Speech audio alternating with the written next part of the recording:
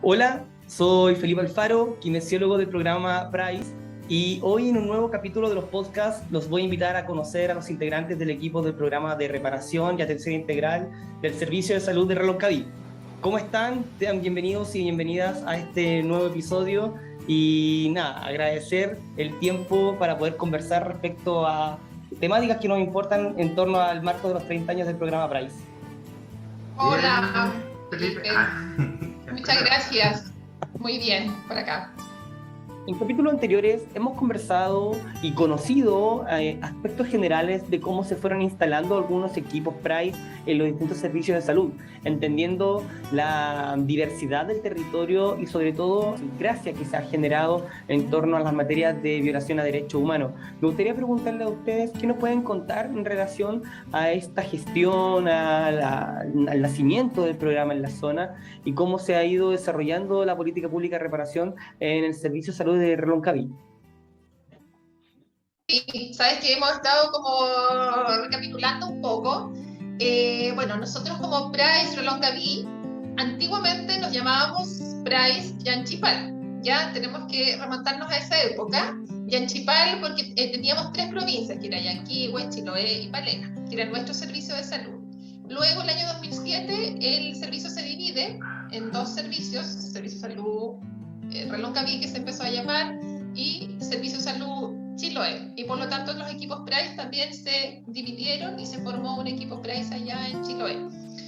Mira, nosotros, Felipe, como PRICE somos del segundo grupo que nace, digamos, a nivel nacional a partir del informe RET, donde se dan las recomendaciones para que a través de MinSal exista un programa que acoge y repare a las víctimas y sobrevivientes de la dictadura militar. Entonces, nosotros partimos en el 10 de septiembre de 1993. Esa es la fecha de la primera ficha que tenemos ingresada. ¿Ya? Entonces, nacimos como en el segundo grupo, como te comentaba, de los equipos, y efectivamente nos hacíamos cargo de la provincia de Yanquihue, de la provincia de Chiloé y la provincia de Palena, con tres profesionales, ¿ya? Que eran dos, una trabajadora social, que era Bernardita Asensio, un psicólogo, que era Alex Cordone, y un médico, que era Jorge Hernández. El médico tenía 22 horas y estábamos dentro del servicio de psiquiatría, que era una casita que estaba afuera del hospital de Puerto Montt, en la ciudad de Puerto Montt, con espacios así muy reducidos, y ahí funcionábamos como equipo, funcionaban, digamos, los colegas. ¿Ya? Yo llegué el 95, entonces yo llegué un poquito después, fui la segunda trabajadora social del equipo, y después también hubo recambio tanto de psicólogo y de médico. ¿Ya? Ellos tuvieron los primeros dos años del programa, tuvo este primer trío que te comentaba, y después llegó Ana María Torres, que fue una profesional, tremenda profesional psicóloga, con lo cual hicimos muchas cosas.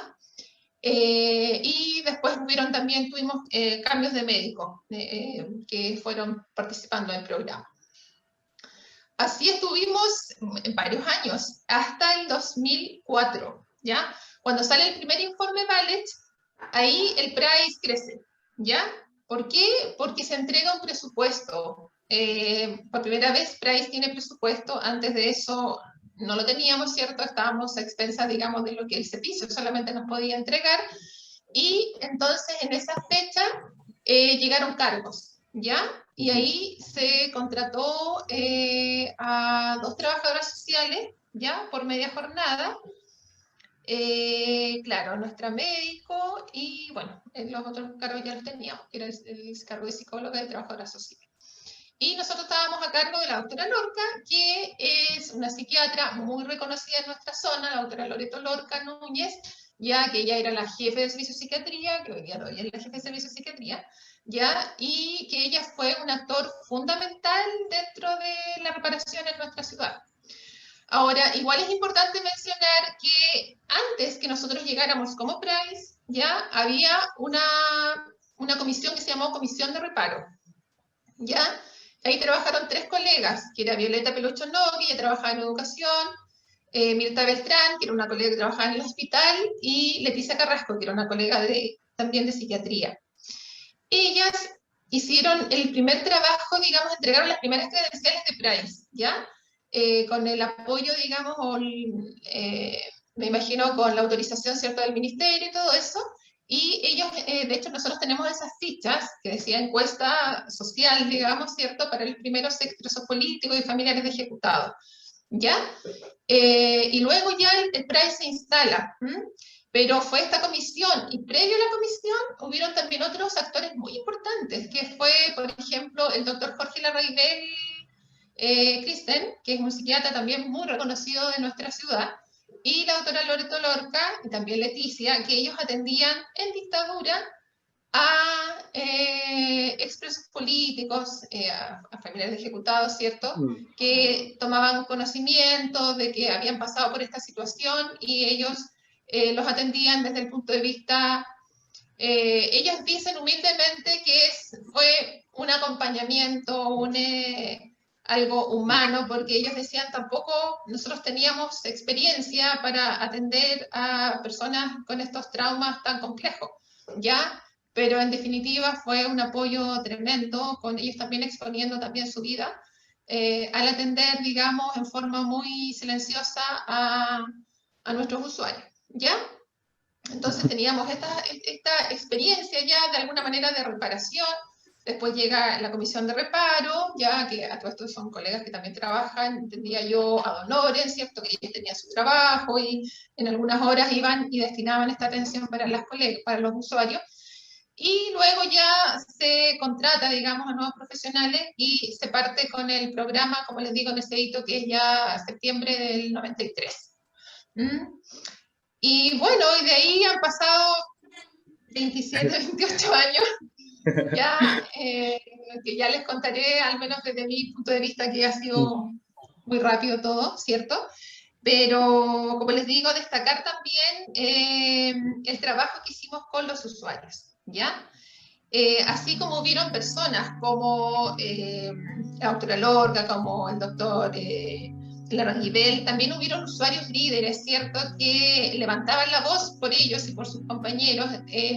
Por ejemplo, en ese caso tenemos acá a don Víctor Maldonado, que él era una persona, que fue una persona tremendamente torturada, digamos, pero a la vez también fue tremendamente resiliente y capaz también de ayudar a sus compañeros y velar porque existiera un equipo Brace, ¿ya? Está él, está la señora Lima Alvarado, don Beto Zambrano, ya en Chiloé también tenemos a don Guido Ojeda, la señora Felisa Cárdenas, se me olvidó el nombre, pero el señor Contreras, ya en Palena, como les comentaba, tenemos también usuarios muy, muy importantes. Está don José Roberto Yanquilev, que él es un hermano de uno ejecutado, y que él también hacía posible como operativo que nosotros fuéramos en helicóptero, ¿cierto? En avioneta, a Chaitén a poder atender a los usuarios de la provincia de Palena. Ya, ellos también después levantaron un memorial en la plaza de Chaitén. Hay una organización todavía de derechos humanos muy, muy bonita, digamos, que se ha mantenido en el tiempo. Bueno, después con el tema del volcán, José Roberto se vino a Puerto Montt, él está acá ahora. Pero como te digo, hay personas íconos, ¿ya? Que en el fondo Price no habría sido posible sin el apoyo de todas esas personas. O sea, cuando yo iba a Chiloé y íbamos con las colegas, o sea, eran los usuarios los que mandaban mensajes en la radio, ellas se las arreglaban para que les sacaran sus avisos, ¿cierto? Para que nos conseguían ellos la sala en el hospital, para que pudiéramos atender, le avisaban a la gente, etcétera. O sea, en esos tiempos no había correo, no había con el teléfono, con suerte, parece que en Siquetía no teníamos ni teléfono, había uno, pero no era muy bueno. Entonces, era todo así, por carta, digamos, ¿cierto? Como, no sé, como con mucho valor humano, digamos, todo lo que se hacía. Cuando íbamos a Chaitén lo mismo, ellos reunían a la gente, nos hacían los horarios, yo les decía, ya, tal, que si yo cada media hora. Y ellos hacían la agenda, te fijas, y yo tenía, ya, señora Mabel, le tengo 20 usuarios, ¿ya? Y nos poníamos a atender, ¿ya? Ahí estábamos un par de días atendiendo. Entonces, eso, por ejemplo, en el territorio de, con esto termino, en el territorio de Yanquihue Norte, por ejemplo, teníamos una usuaria que era la señora Marcio Yarzo, una tremenda mujer, también expresa política, y que ella es técnico paramédico, por lo tanto ella trabajaba en el hospital de Fresia, y era dirigente también de los expresos políticos, y ella también hacía todas las gestiones para que fuéramos a Fresia, en Frutillar los hermanos, que son 3 hermanos, los hermanos Barría, Ruiz Barría, ya 2 de ellos lamentablemente ya están fallecidos, ellos también hicieron una tremenda labor allá en Frutillar, y todo lo que significaba levantar desde Price a los usuarios, también lo hicieron ellos. Mabel, hiciste un recorrido muy profundo respecto a actores que impulsaron, ¿cierto?, la instalación del programa, y preguntarle a ustedes, como parte de un equipo de reparación en salud del territorio, ¿qué significa para ustedes estar dentro de un marco de 30 años de programas de política pública que se extiende a nivel nacional, y que en el día a día ustedes se encuentran con historias tan fuertes, ¿cierto?, como es lo que es la violación a derechos humanos, y que también conversa con la dispersión geográfica en la zona?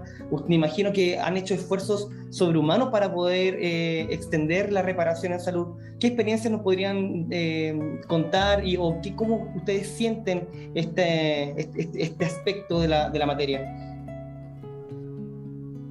Yo ahí, Felipe, comentaría un poco esto que hicimos el año 2015-2016, que fue similar a lo que venía haciendo un departamento o subdirección dentro del servicio también, que era una división territorial del servicio. El servicio de salud corresponde a 13 comunas, ¿cierto? Y dentro del servicio hay una distribución, ¿cierto?, de estas comunas en 4 territorios, uno que es Puerto Montt, como la comuna capital regional, otro que es Yanquihue Norte, que abarca las comunas de Fresia, Frutillar, Yanquihue y Puerto Varas, Yanquihue Sur, que tiene las comunas de Los Muermos, Maullín y Calbuco, y el sector cordillera, que tiene las comunas de Gualeguay, Cochamó, Chaitén, Palena y Futaleufú. Lo que nos permite a nosotros como equipo poder tener dentro de nosotros mismos, ¿cierto?, esta distribución de quién es como es encargado de ese territorio, o encargada más bien en este rato, que son las otras colegas que no están presentes en este rato, pero que también tienen esa labor. Y lo que permite de alguna manera agilizar, por una parte siento yo, el trabajo con las distintas agrupaciones, que eso nos interesa de sobremanera poder propiciarlo, y también poder tener una mejor coordinación con los facilitadores locales, ¿cierto? Porque para ellos decir voy al Price o gestionarlo en el Price era como una nebulosa, versus, no una nebulosa, sino una claridad de quién era, pero implicaba una sobrecarga en la coordinación, versus ahora tener este referente territorial que permite que desde nosotros también tengamos iniciativa hacia ello. Yanquihue, ¿cierto?, o el servicio de salud del Reloncaví, así como otros servicios de salud más extremos, tiene esta dispersión geográfica que tenemos. Entonces, nosotros, si uno mira el mapa, vamos desde Fresia, que está más al noreste, ¿cierto?, nuestra comuna allá, y tenemos otra acá abajo. Quizás en el podcast no se va a ver ni se va a entender, pero si tienen un mapa cerca lo pueden mirar y ver. Y sí, pues, ir de Fresia a Palena es harto el trecho. Un pique. Y eso, esa distribución territorial nos permite también tener un trabajo mucho más claro con las agrupaciones, con la posibilidad también de trabajar con las agrupaciones en cuanto a algunos proyectos que ellos mismos puedan plantear y decir, mira, queremos hacer esto, lo podemos hacer, y nosotros a través de algunas posibilidades que tenemos, apoyamos, patrocinamos o auspiciamos cuando sea algunos de esos proyectos que también nos interesan, porque yo siento que en esto de la reparación no es tan solo la atención que damos en el box. O sea, la reparación en salud en estos casos trasciende el box. No es en el box donde se va a dar la reparación. La reparación tiene que ver con, efectivamente, y como dice el lema, con un compromiso del Estado, y entendiendo que el Estado somos todos los actores, actrices, ¿cierto?, en los establecimientos de salud. Y las coordinaciones que también tenemos como salud. De repente nosotros tenemos pacientes aquí que por esta realidad llegan y se les quemó la casa. Entonces, el día anterior estábamos, por ejemplo, con una haciendo toda la coordinación para que le entregaran sus fármacos, que no se lo habían entregado hace un tiempo, se los entregaron y se le quemó la casa. Entonces, toda esta coordinación de nuevo trasciende el box, no es propio del box. Y yo creo que en ese sentido el conformar o el tener también la mirada del trabajo, por ejemplo, con las universidades que en algún momento nos propusimos y que hemos ido desarrollando con rotación de internos, con estudiantes en práctica, con algunos profesores que incluso venían con sus estudiantes a hacer algunos talleres y actividades, sentimos que por ahí también hay una reparación o una parte de la reparación que es importante. O la derivación a algunos servicios que la universidad tiene, como la Escuela de Kinesiología. Entonces, siento yo que la labor del PRAIS no es tan solo la que se da aquí dentro del box, no es tan solo la que se da en este equipo de atención especializada, que nosotros consideramos que somos una suerte de nivel terciario por la especificidad que tenemos, pero que a veces nos consideran como un nivel primario, a veces somos un nivel secundario para algunas otras cosas, pero que implica una labor constante y implica, siento yo también, no me gusta sacar los ejemplos, pero para este caso, por ejemplo, vino una paciente la semana pasada, que yo era la primera vez que la veía, todos estos años que llevo aquí yo ya también, y yo le pregunto, señora, ¿y usted por qué es PRAIS? Ella me mira y me dice que nosotros nunca encontramos a mi hermano, pero no quiero hablar de eso. Bueno, siguió la consulta, lo que seguía la consulta, y al terminar la consulta yo sí le digo, mire, ¿sabe qué? Yo entiendo que usted no quiera hablar y que me parece que es legítimo, yo no quiero que usted me cuente ahora todo, pero si en algún momento usted siente que no tiene a quién contárselo o que se siente mal sin saber por qué, venga, cuéntenos, le podemos ayudar.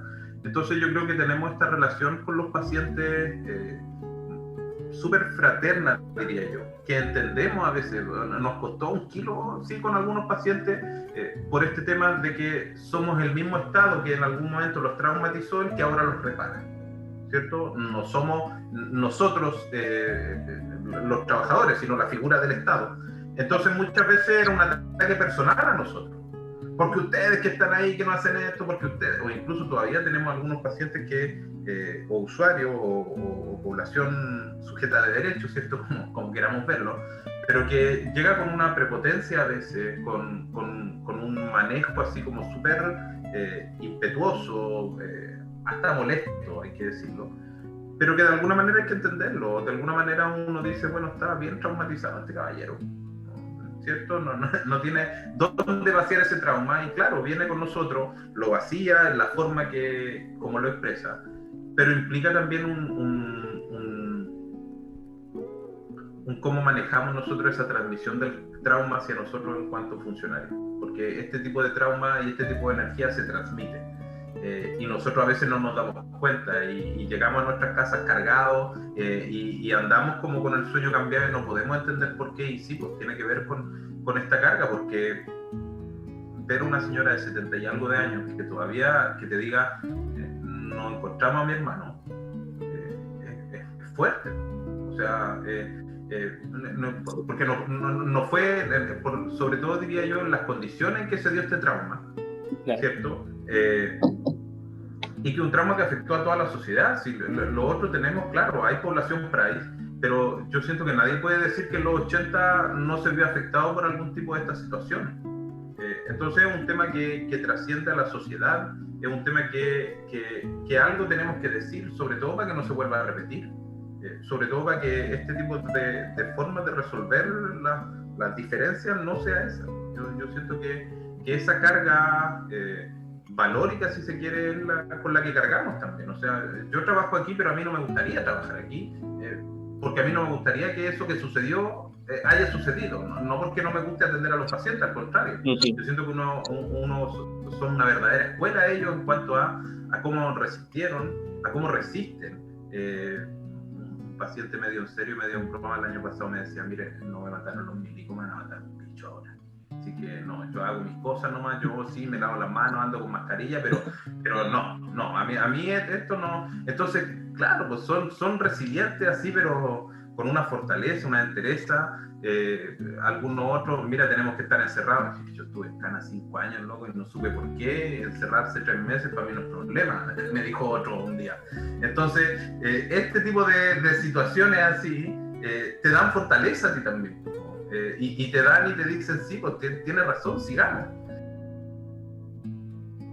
Sí, mira, en ese sentido, como lo que dice Andrés, siento que es fundamental en el sentido de que como Price, finalmente, de una u otra manera, los equipos estamos instalados como en las principales comunas, de repente en las capitales regionales, y creo que nosotros hemos tratado de hacer un trabajo en el sentido de con los facilitadores, que finalmente para la gente que nos está escuchando, los facilitadores son profesionales de la salud que trabajan en los consultorios, en los SBAM, en los hospitales más chicos o hospitales del área, como le llamamos nosotros, pero que son personas que dependen de esos hospitales, pero que tienen una sensibilidad con la temática Price y que han aceptado el desafío de ser como nuestros brazos en esos lugares, y creo que gran parte del trabajo que hemos realizado nosotros como Price acá en el Reloncaví tiene que ver con toda la colaboración que nosotros, así como Mabel lo mencionaba hace un rato atrás, que tuvimos en su minuto y que seguimos teniendo de los usuarios, de los dirigentes. Tenemos un tremendo apoyo gigante de los funcionarios de la red de salud pública. Entonces, cuando un usuario llega al hospital de Frutillar, por ejemplo, llega y sabe que el facilitador Price ahí es una colega que trabaja en el hospital, pero que también tiene la sensibilidad de entender que él tiene una historia ligada a la dictadura, ligada a la traumatización por violencia política, y que a la vez es nexo directo con el equipo que está en Puerto Montt. Yo digo, Frutillar uno puede decir, oye, pero son 50 minutos, pero son 50 minutos que no necesariamente una persona puede venir y trasladarse. Entonces, eso te estoy diciendo aquí, de aquí a Frutillar hay una carretera, hay buses súper rápido, pero asimismo, esa misma situación ocurre con los compañeros y las personas que están en Chaitén, en Palena, en donde venir a Puerto Montt significa venir un día en bus o en una barcaza. Entonces, cuando él va donde la facilitadora, que en este caso es una colega con alta sensibilidad respecto al tema, y dice, hola, mire, yo soy usuario Price, ¿qué posibilidad hay de coordinar, de colaborar con una atención, o que acá mi hospital del área donde yo estoy se faciliten las cosas para mí? Creo que eso ha sido un trabajo súper importante que hemos tratado de hacer, porque entendemos que los equipos como cabecera de los territorios no siempre vamos a poder trasladarnos. La Mabel decía hace un rato atrás que hacían especie de ronda. Hoy día también lo hacemos con las comunas más alejadas, pero es un operativo que puede ir una vez al semestre, que no necesariamente podemos trasladarnos todos. Entonces, la capacidad de coordinarnos como red de salud también creo que ha sido fundamental para este trabajo de reparación. Y como lo que decía Andrés, finalmente la reparación está a cargo de todos, y todos desde hoy día, Price, desde salud. Creo que todos nos hacemos cargo, y estrategias como esta, la idea es poder mantenerla a lo largo del tiempo también. Sí, quería solamente complementar, muy importante lo que dice Nadia en relación a los facilitadores. Sí, haciendo memoria, en realidad el trabajo que nosotros tenemos con los facilitadores es de hace alrededor de 14 años, ¿ya? Que tuvimos nuestra primera jornada Price en el Hospital Antiguo de Puerto Montt. Ya, de hecho, hay colegas que también tienen esa cantidad de años como facilitadora. Hay algunos que se han cambiado, qué sé yo, pero también tenemos colegas de muchos años que cumplen ese rol y que efectivamente nos ha permitido llegar a todos los territorios. Ahora, pensando también en los 30 años, quería apuntar a otra cosa, en el sentido de que esto es como el ciclo vital, ¿ya? En realidad, cuando yo llegué era más joven, muy joven, ¿ya? Y nuestros usuarios eran todos jóvenes también, ¿cierto? Tenían 40 años, eran personas súper empoderadas, personas que decían, bueno, yo quiero ingresar, pero en realidad a lo mejor en este minuto no tengo muchos problemas de salud. Ya, obviamente todo el tema de salud mental, sí, obviamente era un tema muy ahí candente, ¿ya? Pero en estos 30 años también ha pasado que hemos ido avanzando en edad, ¿ya? Nuestros usuarios han avanzado en edad, han avanzado en su ciclo vital, y las necesidades y lo que veíamos hace 30 años o hace 20, 25, efectivamente ha cambiado, ¿ya? Y en realidad hemos visto crecer a sus hijos, nacer sus nietos, ya hemos visto también que ellos han avanzado en edad, ¿cierto? Y eso es tremendamente potente, es muy potente para mí como persona, como ser humano. Es un poco también ver lo que te pasa a ti con tu familia, ver mis padres, ¿cierto? Que hoy día ya son adultos mayores. También a mí me pasa con los usuarios, digamos que hoy día yo los veo y he visto, como llevo más años en el programa, también los he visto, digamos, avanzar en ese tránsito de tiempo, de edad, de ver que van apareciendo las enfermedades, de ver también como todas las cosas también que han logrado, todo el trabajo que han hecho las agrupaciones, toda la resiliencia que han tenido, todo lo que se ha podido, por ejemplo, no sé, pensando que nuestra región también siempre ha estado expuesta a grandes situaciones también naturales, ¿cierto? El volcán Calbuco, el volcán Chaitén, ¿cierto?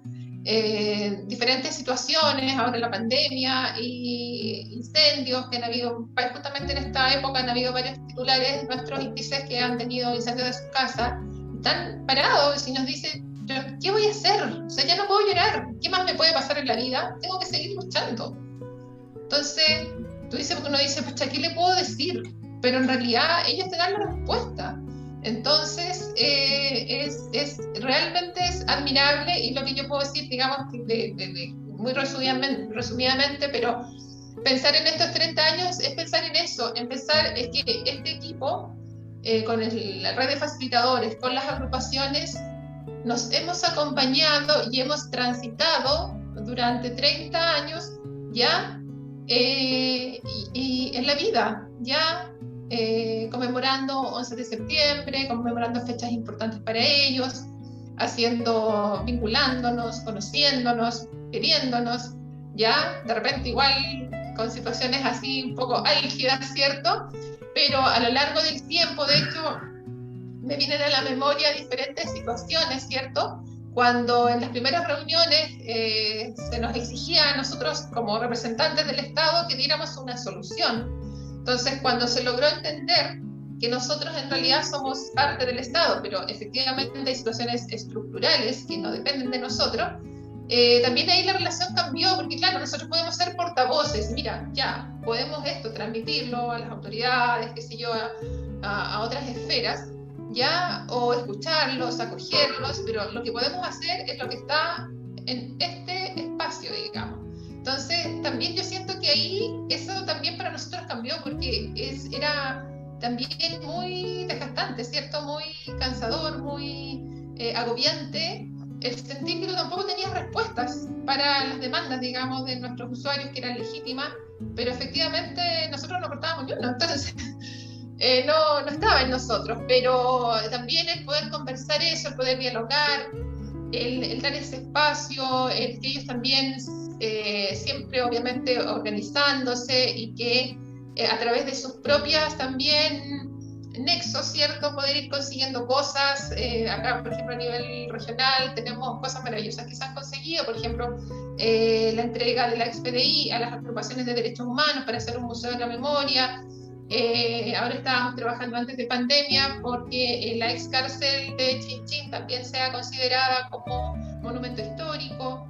Ya se hizo un concurso, nos surgió la memoria para instalar un memorial en el centro de la ciudad.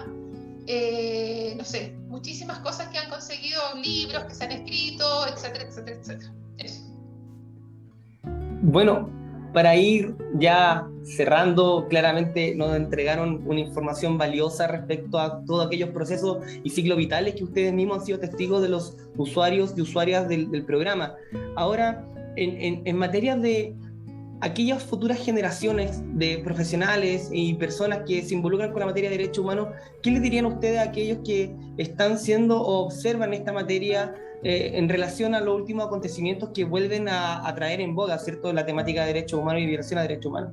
¿Qué les dirían ustedes a aquellas personas que están siendo testigos de esta materia y que observan la reparación como un derecho fundamental para las personas que vivieron estos hechos? Mira, yo primero, muchas de las demandas que hubieron o que están todavía a propósito del estallido son demandas que la misma población Price la venía diciendo. Nosotros, y para decirlo así también, en algún momento fuimos a las marchas de Noma FP. Y ahí nos encontramos a los viejos de la Maipo. Estaban ahí. Íbamos a los actos del 1 de mayo y ahí estaban. Íbamos a algunas romerías del 11 de septiembre, ahí estaban. O sea, ellos siempre han estado y están claros de algunas situaciones que las generaciones más jóvenes, claro, ahora decimos, oye, no son 30 pesos, son 30 años, pero ellos dicen, no, pues son como 50 años. Aquí la historia tiene un poquito más de tiempo. Y entonces, en ese sentido, tienen esta claridad, ¿cierto?, de entender o de poder transmitir ese mensaje ellos, por sí mismos.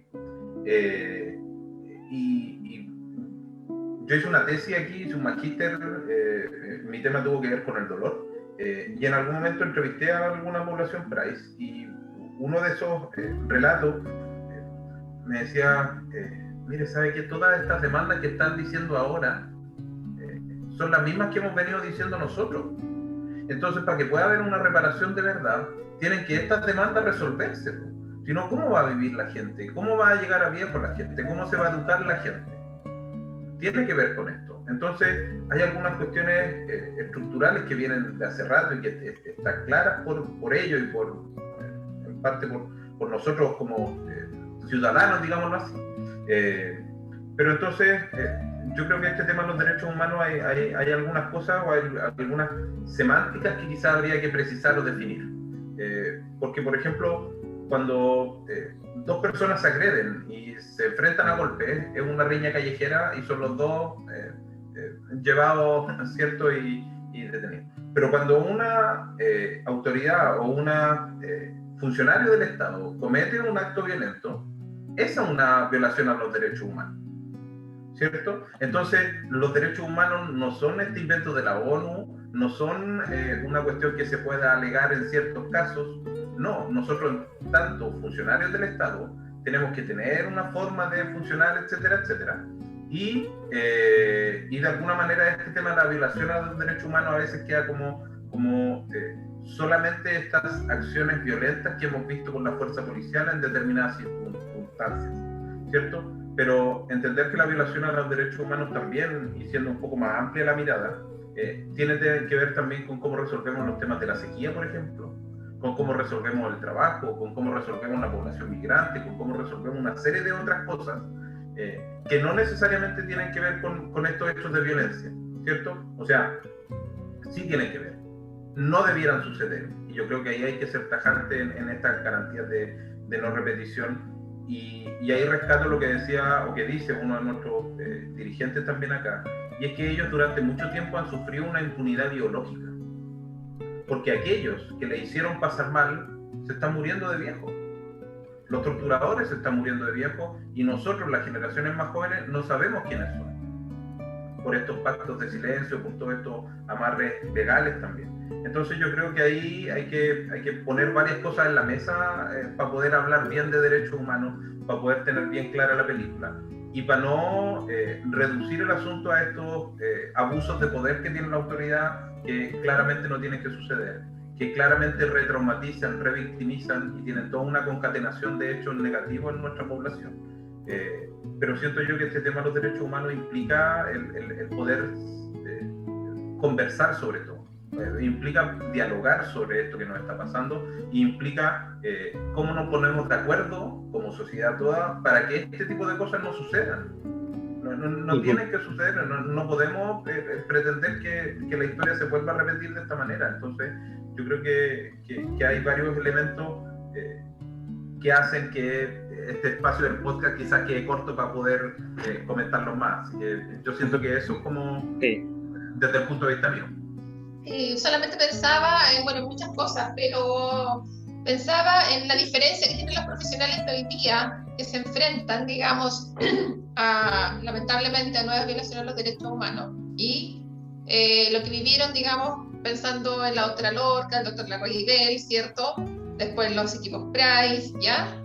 ¿Cuál es la diferencia, digamos, de profesionales que se ponen al servicio, ¿cierto?, de otros seres humanos violentados por el Estado, ¿ya? Pero hoy día creo que tenemos una gran diferencia, que hoy día estamos en un mundo globalizado, ¿ya? que tenemos la capacidad de hacer redes de apoyo, que tenemos una convención constituyente, que tenemos miles de herramientas como para poder gestionar, poder apoyar, más allá del Estado, digamos, ¿ya? Entonces creo que esa herramienta, tanto de las víctimas, los sobrevivientes, como de los profesionales que trabajan y de la red en su conjunto, creo que es muy, muy auspiciosa porque permite, digamos, trabajar más unidos, ¿cierto? Tener un impacto distinto, porque el trabajo de nosotros en 30 años es un trabajo de hormiga, ¿ya? De hormiga realmente, de cómo partimos, ¿cierto? Porque no vamos a contar toda la pobreza de cómo partimos, pero de un país que estaba empobrecido, ¿cierto? Y cómo fuimos creciendo, avanzando a lo que tenemos hoy día. Entonces, las nuevas generaciones, yo diría, bueno, mirar a nuestros usuarios, como dice Andrés, a la resiliencia que ellos han tenido, y el poder de la organización es lo que cambia las cosas, digamos. Eso. Claro, destacar que pensando como las nuevas generaciones, yo creo que nosotros hemos ido haciendo un trabajo con las universidades que ha sido súper potente, desde que vengan colegas que están estudiando kinesiología y que hagan una evaluación de movimiento y que sea capaz de decir, a ver, esto va más allá que alguien tenga un lumbago, ¿cachai? Es como de incorporar una lógica de lo que hablábamos hace un rato atrás, del ciclo vital. Es como, ¿qué le habrá pasado a esta persona más allá de ese lumbago? Que es lo mismo que hacemos con las escuelas de psicología, las escuelas de trabajo social. Hoy día hemos incorporado otros profesionales, no sé, desde las ciencias políticas, que son personas que se han ido incorporando al equipo desde venir a hacer una pasantía, de venir a hacer una prepráctica, de nosotros cuando nos invitan a una universidad a hacer una charla, ya sé que hagámonos un espacio, vamos, porque finalmente lo que tú dices es súper importante, es como, ¿cómo va a trascender esto más allá de nosotros? Es que esté instalado, por un lado, la red de salud, pero también en otros espacios del intersector, y creo que ahí es el gran desafío de conectarnos con estas otras instituciones, y que hoy día creo que la academia también está muy abierta, que tanto los equipos PRAIS como los profesionales nos sumemos a todo el trabajo que ellos hacen en la línea más bien formativa de nuevos colegas, de nuevos profesionales, así que creo que también ahí eso es algo que hay que destacar. Bueno, agradecer este espacio de conversación, saludarlas, mandarles un abrazo a cada uno de ustedes y nos estaremos viendo en una siguiente oportunidad. Un abrazo. Gracias. Gracias. Nos vemos. Todo bien. Gracias. Muchas gracias.